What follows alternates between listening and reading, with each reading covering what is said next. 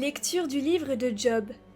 Job s'adressa au Seigneur et dit : Je sais que tu peux tout, et que nul projet pour toi n'est impossible.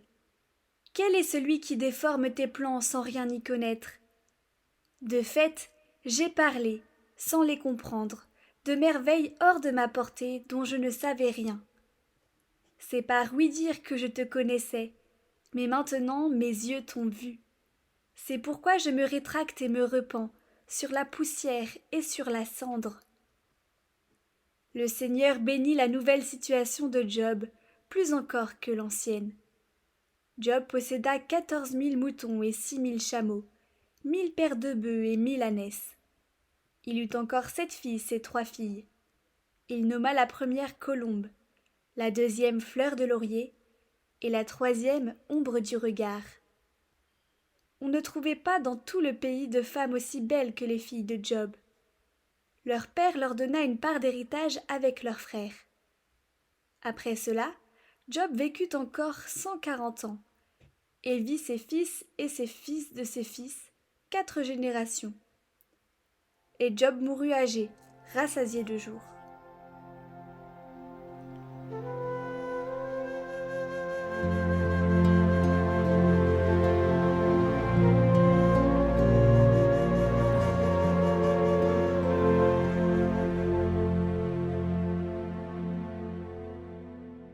Pour ton serviteur, que s'illumine ton visage, Seigneur. Apprends-moi à bien saisir, à bien juger. Je me fie à tes volontés. C'est pour mon bien que j'ai souffert. Ainsi ai-je appris tes commandements. Seigneur, je le sais, tes décisions sont justes. Tu es fidèle quand tu m'éprouves. Jusqu'à ce jour, le monde tient par tes décisions. Toute chose est ta servante. Je suis ton serviteur, éclaire-moi. Je connaîtrai tes exigences. Déchiffrer ta parole illumine, et les simples comprennent.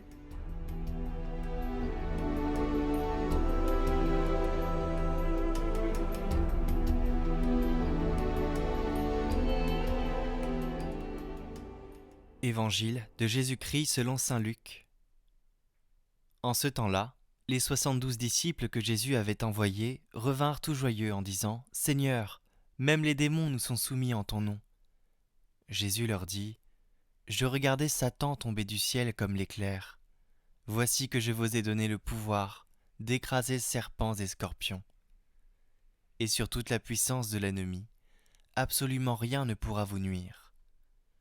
Toutefois, ne vous réjouissez pas parce que les esprits vous sont soumis, mais réjouissez-vous parce que vos noms se trouvent inscrits dans les cieux. » À l'heure même, Jésus exalta de joie sous l'action de l'Esprit Saint, et il dit : « Père, Seigneur du ciel et de la terre, je proclame ta louange.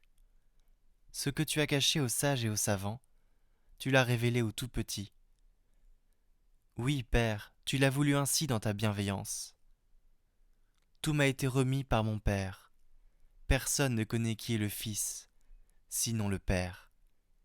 Et personne ne connaît qui est le Père, sinon le Fils, et celui à qui le Fils veut le révéler. » Puis il se tourna vers ses disciples et leur dit en particulier : « Heureux les yeux qui voient ce que vous voyez, car je vous le déclare, beaucoup de prophètes et de rois ont voulu voir ce que vous-même voyez, et ne l'ont pas vu.